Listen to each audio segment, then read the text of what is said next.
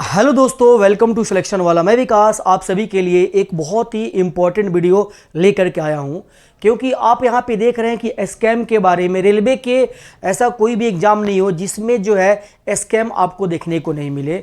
अभी फ़िलहाल में आपका एएलपी टेक्नीशियन का पेपर कैंसिल हुआ, उसका एक ही वजह था कि वहाँ पे जो है जितने सीट्स थे उसमें से कई सारे सीट्स जो है सेटिंग हो चुके थे, मतलब कि पैसों पे वो बिक चुके थे। उसी की वजह से रेलवे को मजबूरन उस पेपर को कैंसिल करना पड़ा। लेकिन उसके वजह में रेलवे को जो है एक अपना रेलवे ने मतलब खुद ये नहीं बताया कि पेपर सेटिंग की वजह से एग्जाम को कैंसिल किया जा रहा है। रेलवे ने बताया कि टेक्निकल प्रॉब्लम की वजह से, टेक्निकल इशू की वजह से पेपर को कैंसिल किया जा रहा है। कहीं ना कहीं रेलवे जो है इस बात को भी छुपाना चाह रहा है, धोखाधड़ी कर रहा है, क्लियर बातें नहीं बता पा रहा है कि पेपर को कैंसिल करने का जो वजह है वह टेक्निकल इशू नहीं है, बल्कि इसके पीछे जो सेटिंग है, जो माफिया है, उन लोगों का करतूत है। तो आइए मैं आपको पूरा डिटेल यहाँ पे समझाता हूँ। आप यहाँ पे देख पा रहे हैं कि 20-20 लाख में जो है बच्चे को डील किया गया था कि आपका पेपर जो है क्लियर करा दिया जाएगा 20 लाख रुपया में। यहाँ पे आप न्यूज को पढ़ेंगे तो पटना और पूर्णिया पुलिस ने गर्दनी बाग स्थित स्वामी अध्ययन ऑनलाइन परीक्षा केंद्र पर छापेमारी कर 2 परीक्षा माफियाओं को गिरफ्तार किया। लोको पायलट परीक्षा में इन माफियाओं ने सेटिंग की थी। गिरफ्तार आरोपियों में नालंदा जिले के निवासी रोशन कुमार थे और एक और थे, इसमें राहुल राज। गिरफ्तार आरोपियों ने पूछताछ में खुलासा किया कि देखिए, इन्होंने खुलासा क्या किया कि 10 अभ्यर्थियों ने परीक्षा पास कराने के लिए 20-20 लाख रुपया इन्होंने लिया था। यानी 10 आदमी से इन्होंने 20-20 लाख रुपया लिया था पेपर पास कराने के लिए। और आगे आप पढ़ेंगे यहाँ पे तो यहाँ पे दिया गया कि उनके पास 100 से अधिक अभ्यर्थियों के प्रमाण पत्र थे। मतलब कि 10 लोगों को तो वहां पे उन्हें गिरफ्तार किया गया, 10 लोगों का वहां पे पैसा पकड़ा गया, बट उसके अलावा भी उनके पास 100 और भी लोगों के 100 और कैंडिडेट थे, उनके प्रमाण पत्र थे जिनसे 10-10 लाख रुपया का चेक भी वहां पे मिला। यानी 20-20 के अलावा और भी 100 लोग थे जिनका 10-10 लाख रुपए का चेक मिला हुआ है इन माफियाओं के पास। तो ये माफिया आपके पटना में ही है, बिहार के हैं। और इन माफियाओं के बारे में अगर आप डिटेल यहाँ पे पढ़ते जाएंगे तो आपको मिलेगा कि ये 2016 से पेपर की सेटिंग कर रहे हैं। 2016 यानी लगभग आज से 10 साल पहले से, 8 साल 10 साल पहले से पेपर की सेटिंग चल रही है। ऐसा कोई एग्जाम नहीं जहां इन्होंने सेटिंग नहीं किया, ऐसा कोई एग्जाम नहीं, चाहे वो रेलवे का हो, चाहे बिहार का हो, चाहे एसएससी का हो, बैंक का हो, कोई भी एग्जाम हो, हर एग्जाम में इन्होंने सेटिंग किया। ये जो रोशन नाम का माफिया, यहाँ पे रोशन और राहुल नाम के जो माफिया हैं, इनके पेपर को सेटिंग करने का जो तरीका क्या था कि ये खुद से ऑनलाइन सेंटर का जो टेंडर ले लेते थे गवर्नमेंट से, खुद से कि अपना सेंटर पे एग्जाम कराएंगे, उसका टेंडर लेते थे। और वहां पे क्या करते थे, जो बायोमेट्रिक होता है उसमें ये हेर फेर करके जो कैंडिडेट है उनके जगह पे गलत लोगों को बैठा करके उनसे पेपर क्लियर करवाते थे।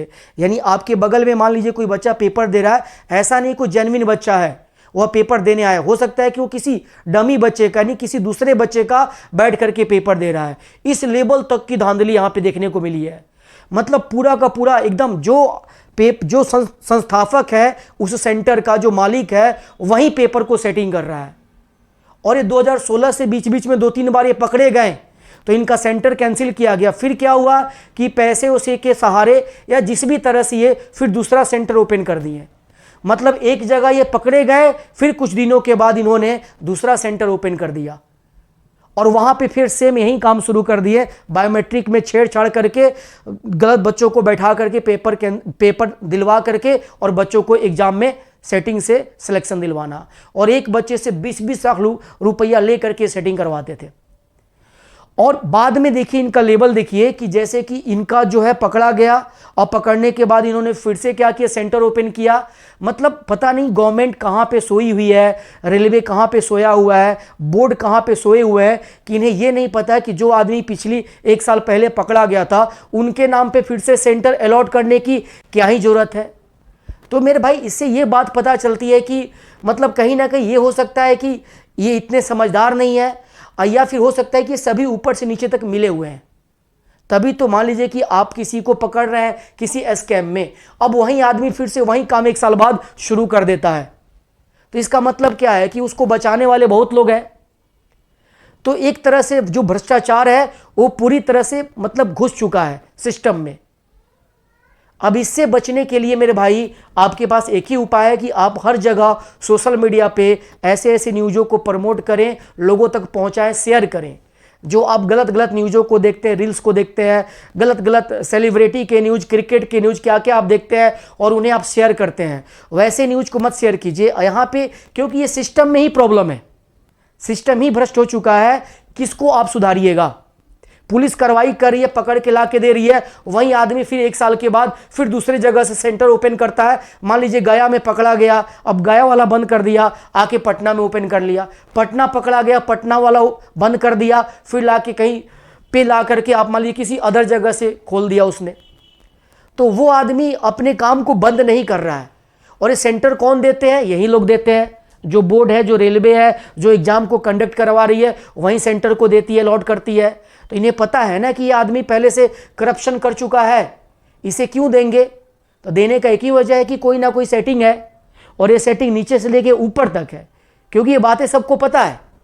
तो मेरे भाई ये जो पेपर कैंसिल हो रहा है बार बार और बार बार ये न्यूज आपको मिल रहा है, ऐसा कोई एग्जाम नहीं। आप एसएससी का एग्जाम उठा लीजिए, आप रेलवे का उठा लीजिए, बिहार का उठा लीजिए, हर जगह आप देख रहे हैं कि बच्चे स्ट्राइक पे बैठ रहे हैं, बच्चे ये रीजन दे रहे हैं, रोल नंबर बच्चे मैच करा रहे हैं, क्या क्या करा रहे हैं।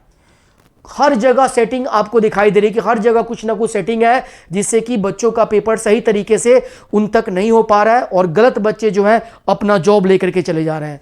तो मेरा एक ही रिक्वेस्ट है आप सभी से कि आप जो हैं ये काम करें कि जब भी ऐसा न्यूज आपको मिलता है, ऐसे न्यूज़ों को सर्कुलेट करें अपने दोस्तों तक, अपने फ्रेंड्स तक, आपके भाई बहन, आपके जितने भी रिलेटिव्स हैं उन तक शेयर करें कि देखिए देश में ये धांधली चल रहा है। हमें वो व्हाट्सएप पे रील्स देखने में मज़ा आएगा तो हमारे आने वाले यूथ का करियर बर्बाद हो जाएगा।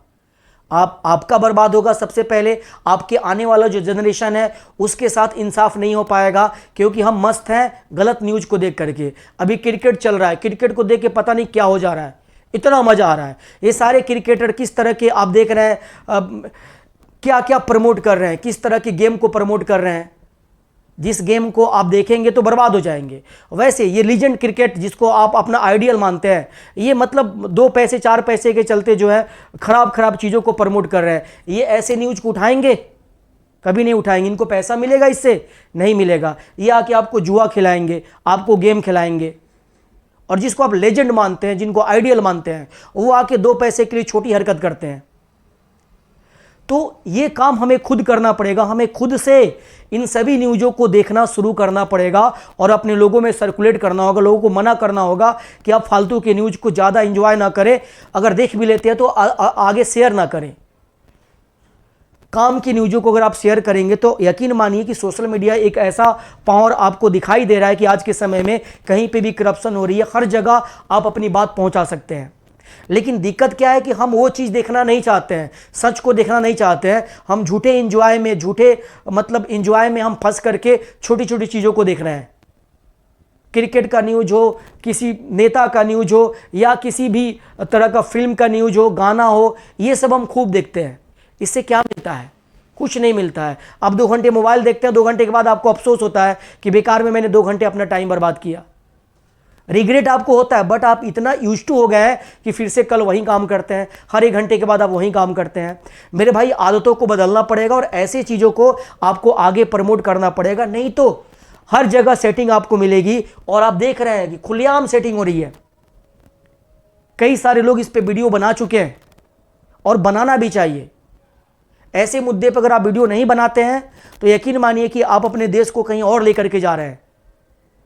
आज ये 10% सीट बिक रहा है, 20% बिक रहा है, हो सकेगा कल होकर के 90% सीट बिक जाएगा। अगर 10,000 की वैकेंसी है तो 9,000 सीट बिका रहेगा। जाइए आप पढ़ के सिलेक्शन ले लीजिए, कभी नहीं हो पाएगा। तो आपको आवाज़ उठाना पड़ेगा और इसमें ज़्यादा मेहनत नहीं है, बस आपको अपनी आदतों को बदलना होगा। जहाँ पे भी क्रिकेट का न्यूज़ दिखाई दे वहाँ पे अनसब्सक्राइब कीजिए उस चैनल को, उस पोस्ट को डिसलाइक कीजिए।